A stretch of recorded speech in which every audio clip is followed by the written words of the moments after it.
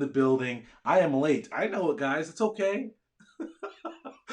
Jeet says, I can't wait for this analogy. That burger looks good. Martin, you are disgusting if you think that burger that I put on this cover photo looks good. What is up, y'all?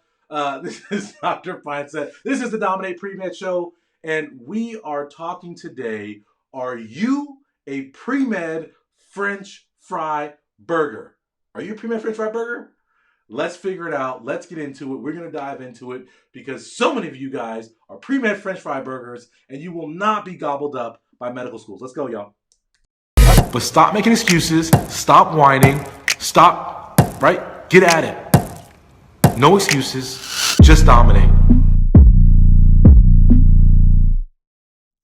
All right, Victor is exactly right. We like our French fries separate, or if I want my French fries in my burger, I'll put my French fries on my burger. What up, y'all? All right, so if you if you clicked on this because you saw that picture, this title, am I a pre-med French fry burger? And you're asking yourself that question, what does he mean by this, right? What is this analogy going to be? All right, so where this comes from is that Burger King just introduced a French fry burger. And what's amazing is this burger, as soon as they announced this, Wendy's immediately, and this is a big corporation, Wendy's immediately started trolling Burger King. You guys got to go look it up. The thread between Wendy's and Burger King was hilarious. But Burger King announced we're going to have a French fry burger, and Wendy's was just laughing at them in their face. And I thought this was such a perfect analogy for you guys as pre-meds who don't recognize that you are out here being a pre-med French fry burger and nobody wants you. Nobody asks for French fries on their burgers. If we want French fries, we'll order fries, right? And so what's the pre-med equivalent?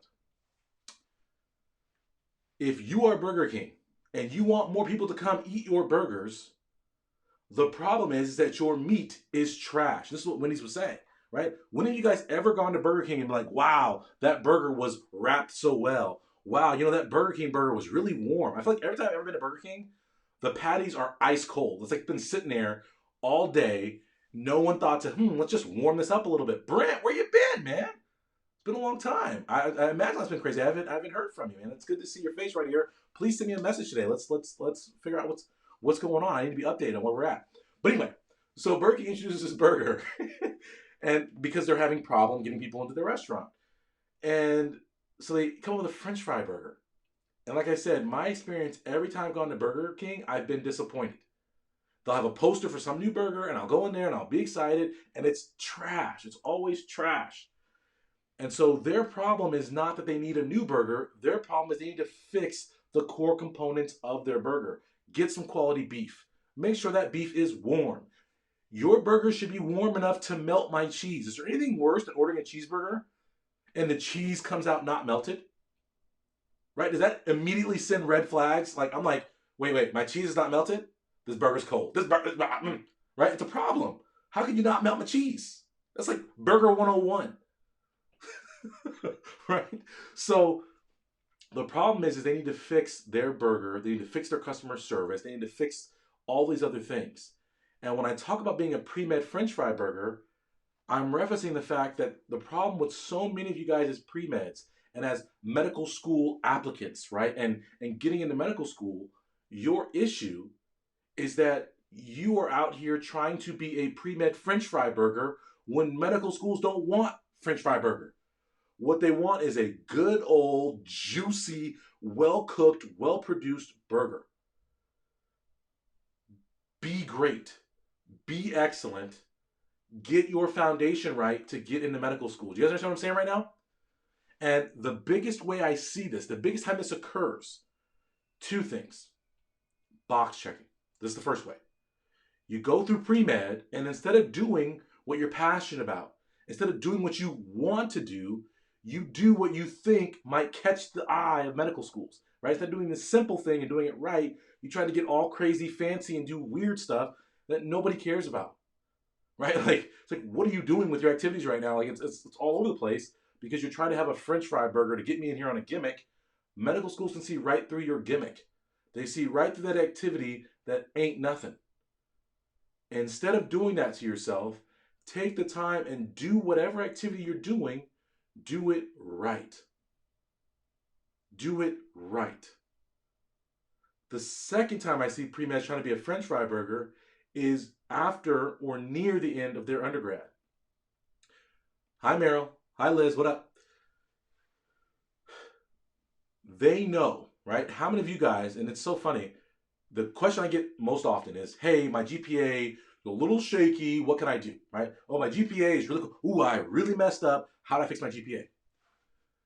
And so often I'll ask people, well, what have you been doing to fix your GPA, right? Because your GPA is low. You've done all this bad work. What are you doing to improve it? And too often I hear pre-med say, oh, you know what? My GPA is low. I just finished undergrad, so I'm going to go work in a research lab. You know what? My GPA is low. I'm going to go get clinical experience. Oh, my GPA is low. I'm going to go work on the MCAT. And it's like, guys, where are we at? What time zone are we in? Your GPA is the problem. Your burger patty is cold. Adding French fries on top doesn't make the burger any warmer. Stop trying to go get clinical research experience when your GPA is sour. Does that make sense? Because you're putting French fries on a poo-poo burger. Fix the issue. Don't do a gimmick to try to distract me from your inadequacy. Instead, fix the issue with your application. Don't put French fries on your trash patty. Right? Instead, fix the patty. Fix the patty. And it's honestly some of the most heartbreaking stuff to me when people get out of their undergrad, they embark on expensive, time-consuming, energy-consuming projects that don't get them any closer to their dream. A recent example of this was a student finished their undergrad, made the decision, my GPA is low, but I'm going to make up for it with research. And they go, and actually, you know what? I'm going to use an even better example. Take it way back, because that's a good example. Even better example. I'll never forget this. I was at UCLA getting my master's. And while I was there at UCLA getting my master's, I met another black student, person, who was interested in going to medical school. So we started talking and cutting it up. And I was like, oh, yeah, so what program are you in? He's like, oh, no, I'm not in a program. I'm out here at UCLA and I'm doing research. And he was not from California, he's from somewhere else, but he was out here doing research because UCLA is a big name. And so he thought by getting in to UCLA doing research that he was going to make the connections that were going to get him in medical school. I said, oh, well, how are the rest of your stuff? And he kept saying how his GPA was too low to apply. And so he was doing this research in an attempt to make up for that low GPA. And so while I'm in my master's, he had already been there 2 years before I started my master's. I started my master's. When I finished my master's, we were both applying the same cycle to medical school. And I got in, and then he didn't get in. And not only did he not get in that year, but he didn't get in for another 2 cycles. So it took him 3 cycles to get into medical school. And what's incredible is after that first cycle where he applied and didn't get in, guess what he did, guys? Guess what he did? He went and fixed his GPA. He went and took classes. So he wasted 4 years essentially of his life being away from family, trying to make connections, trying to do research, when that's not the issue. The issue is your GPA. So for all of you guys out there who are pre-med, who want to get into medical school, and you recognize what you currently are is insufficient to get into medical school. You are not competitive for whatever reason, your GPA, your MCAT, your extracurriculars, whatever the issue is. The solution is not to try to distract us from your flaw. The solution is to fix your flaw, to address it so you can get in. Don't toss fries onto your crap GPA. It's not going to fix it. All your publications mean nothing if your GPA is garbage. Instead, get into a program and fix that GPA.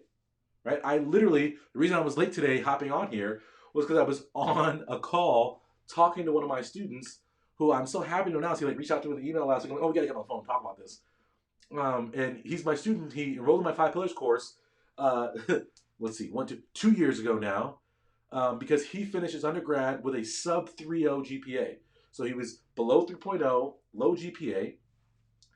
He was like, listen, I'm not on a track to get to medical school. And instead of trying to be a pre-med French fry burger and doing other things, I recognize I've got to fix my GPA. I've got to get this on track. And so he made the decision to enroll in a post-bac. But in order to get prepared for that, he said, listen, I got to know how to study. So he literally, he's like, when we were talking today, he's like, man, he's like, I saw your 5 Pillars course when I was a sophomore in college. And I said to myself, oh, I'm not paying $600 for a study course. That's ridiculous. That's so expensive. And he goes, so I didn't enroll. He's like, then I finished undergrad. I got this terrible GPA. And now I'm paying $20,000 for a post-bac program. He's like, all of a sudden, $600? Seems pretty affordable. So he's like, I get into the course 2 weeks before my post-bac program. He takes the course, starts his post-bac program, and he was cracking me up because he's like, yeah, I took him and all stuff. I did terribly. Gets his post-bac program. He finishes his post-bac program with a 3.9 GPA. Crushed it in his post-bac program. And so I was asking him, like, man, well, what was the difference? Like, what was the biggest thing? So I'm like, you took my course 2 weeks before your post-bac, and you got straight A's from day one. He's like, yeah, I was getting 100% on everything. And so I said, what was the biggest takeaway from the course? Like, what was the thing that really kind of put you over the edge and made your post-bac successful? And he was like, it was literally you just laying out that if we want to be successful, if we want to get A's, then what is required is not tips, tricks, gimmicks, any of that stuff. What's required is simply consistent dedication and hard work towards our grades. You laid out, if we can be consistent and study a little bit every day, if we can do what we're supposed to do every single day, every single week. He's like, man, your course continuum was amazing because at every point of the term, of the block, I knew exactly what to do. First week, second week, third week, pre-lecture, post-lecture, during lecture, right? For the midterm, I knew what to do so I could be consistent. It's like you laid that out. So once you make me understand that all it takes to be successful is consistency and hard work, then I was able to say, okay, now I got tools from the rest of the course to actually be that consistent, to be that hard work, to do it. And I excelled in my postbac and I got 3.9 GPA. And so I was like, oh man, that's amazing. And so now he just got into medical school. And so he's going to be able to now go from someone who was a sub 3.0 GPA to someone who's getting into a medical school. Why? Because he recognized, I don't want to be a French fry burger. I'm not going to go do other things. I'm going to work on my core issue. I got bad grades because I don't know how to study. So I'm going to address that. I'm going to learn how to study. And then I'm not going to go do research or clinical experience. I'm going to dig down, even though it's hard, even though it sucks to pay 20 grand for a postgrad program, even though it sucks to have to go into classes and not feel good. I'm going to go do that to make myself a burger that medical schools want to eat. The Royale with cheese. Yes? Yes. Robert said, my hair looking strong. You guys think I can't grow my hair? I can grow my hair. I keep it short to keep it appropriate for y'all. I might grow, you know what? I'm going to grow afro now. You just inspire me, Robert. You make, shoot, I'll grow afro out this piece. My stuff is strong. You know what I mean? Shannon makes me use that fancy shampoo and conditioner. Stuff is luxurious, silky smooth. I'll grow this out. You need to be ready for this. But does that make sense to everybody? I know it's easy. And I say the flip side of this. What's hard to do sometimes is to be honest with yourself and admit you have flaws and look at those flaws and address those flaws. We live in a social media society that is a bunch of posers pretending to be rich, pretending to be informed, pretending to be smart, pretending all this stuff. Stop pretending, guys. Stop disguising yourself with French fries. We see you. We see you. You're a bad student. We see you. Medical schools can see you. Be better. Work on yourself. Improve yourself. Address your weaknesses. Don't worry about people judging you. Don't worry about... People can't judge you on a weakness that you've strengthened. If you're worried about people judging you on a weakness, then turn it into a strength. You guys feel what I'm saying right now?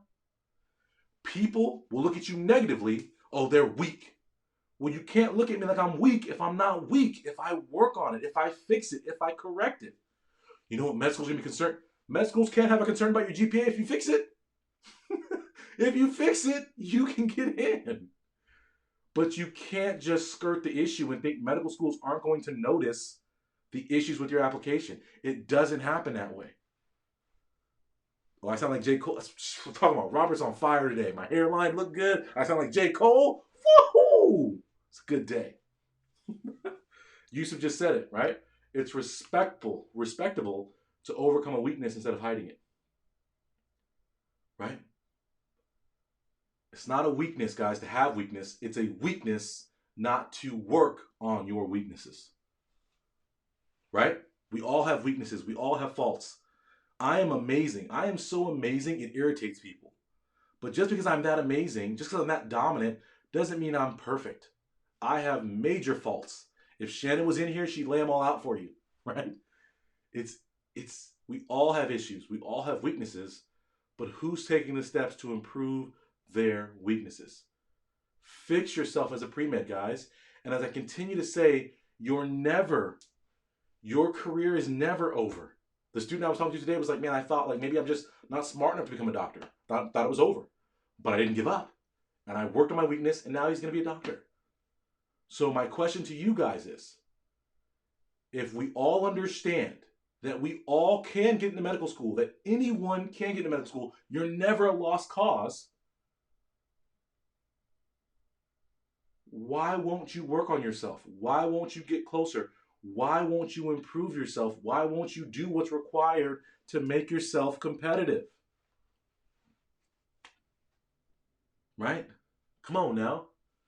And Ezra just asked, hey man, I'm from the Netherlands. I can't find anyone to shadow. Can you give me some tips? Are you talking about in America? If you're talking about in America, you're out of luck. Right now with coronavirus, you foreigners are out of luck here in America. You cannot step foot in our hospital. It's crazy discrimination happening out here. I trying to get my own students in the shadow. People are real suspect now. Like, hey, you got coronavirus? And people are all over it. But in terms of the Neverland and finding shadowing, we can talk about shadowing another day. I actually have a video on shadowing. Go check that out. In terms of getting shadowing experiences, getting clinical experiences. I have a video on that, so check that out.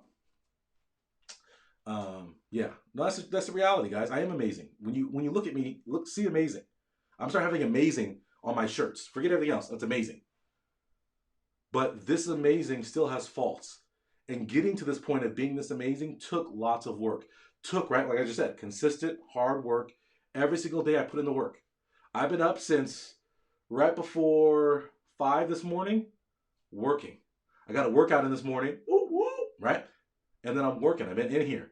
I've cut 5 podcasts today. I'm doing another live with you guys in an hour and a half. And in that time, the hour and a half, I'm going to cut 2 more podcast episodes, right? So does everybody understand? It's that grind. It's that work. If you got issues, fix them. Get better. Let's go. You should apologize, P.O. You can't be late. Apologize. Nimi, what up? I think we're connected in the brain right there. I know what you need to hear. And that's why I bring it to you right now in that moment. Because so many of you guys, you want to give up. Don't give up. Get better. That's the message for today. I want everyone to type it in the box right now. So when anybody comes on here, they can see it. The message for today, forget everything else. Don't give up. Get better. Don't give up. Get better. Type it in the box right now. Like the video right now. Don't give up. Get better. Pow. Pow. So we'll have awesome on the shirt. We'll have don't give up. Get better on the shirts. Type that in right now, guys. Like this video right now. Everyone understand. Omar, can we connect? I keep saying that. I'm going to call you right now. As soon as I get off this, as a matter of fact, Omar, I'm calling you right now. Hopefully you're not at work. I'm going to call you right now. Tell your patient to hold on. We're going to hop on the phone. If you guys don't know Omar Abdul Malik, PA, go follow him. Okay? But Omar, you're coming on the podcast. So we're going to talk. I'm going to call you right now, as a matter of fact. Kasim said F giving up. Like forget giving up? Is that what you mean? I think it's what you mean. Right? We've got to get it done. Right? Someone put Wonderstruck said more minorities in STEM. Yes. Well, how do we get them there? By teaching them not to give up on themselves. By teaching them there is no man holding them down. Instead, teaching them that they can uplift and bring themselves up. They do have what it takes to survive at STEM. They do belong. Don't get out. Get in. That's our other phrase for today. Minorities, don't get out. Get in. All right? Everyone, thank you guys so much for joining me. How do we always end these, guys? And if you guys didn't see this in the description, I'm trying to be more regular with you guys. So you guys can expect every single Wednesday, a new output from me on the podcast. If you guys didn't know, I do have a podcast on your favorite podcast player. Get the podcast, listen to the podcast, leave a review, because every single week I'm featuring one of your reviews, and you get to have a coaching session or a course for totally free. Change your life, right? Also, in the box below, you'll see a discount for my course, The Successful Student 21-Day Mindset Makeover. If you're trying to hide your flaws with French fries instead of fixing them, it's because your mindset isn't strong enough to say, listen, I can overcome, I can get the job done, I can make my weakness a strength. So let's work on that mindset. You can get a fat discount. Click below in the box and get started today. Yes, I'm on Spotify. Yusuf, step your game up, baby. Yeah, I'm on Spotify. Shoot, I'm a Spotify paying member. I pay my, $11.99 a month? I don't know, whatever it is. Spotify be kind of getting on my nerves though sometimes. I feel like Spotify doesn't have the same amount of music they used to have. I feel like everybody's going over to got their own streaming service, Tidal and Apple Music and whatever. We need some Spotify love. Let's start a petition. Bring Spotify back. Make Spotify great again. That's what we're going to start saying. All right, guys. Thank you guys so much for joining me. I appreciate it. No excuses. Just dominate. Have a good day. If you're on here with me live right now, then we'll be back in 93 minutes. 93 minutes. So I hope to see you guys live again in 93 minutes. Everyone, peace out, y'all. Later. But stop making excuses. Stop. Today is the day, guys. No more excuses. No more complaining. You're going to take your future in your own hands. You're going to dominate. You're going to be successful. Get to my website, studenttransformation.com. I challenge you. What are you going to do today to make your life better?